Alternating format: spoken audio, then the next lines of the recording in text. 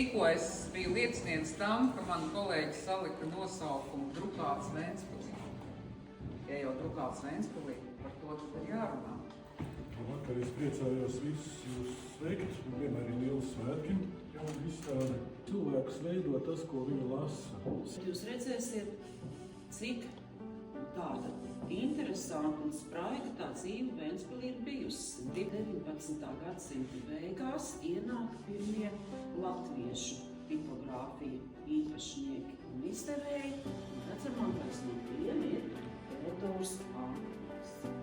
Viņš līdz ar to ir viens no pirmajiem lielākajiem Ventspils uzņēmējiem, latviešu uzņēmējiem.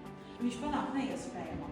Viņš kļūst par mums zināmā laikraksta Vēncas balss redaktoru, vēlāk arī īpašnieku, izdevēju, pats atver arī savu tipogrāfiju. Un Nātīši ir tas, kurš šo laikrakstu Vēncas balss padara par ietekmīgāko, populārāko laikrakstu Ventspilī starpkara posmā. Gada lielākais notikums Ventspils muzejnieku dzīvē ir noticis. Izstāde ir atvērta. Ja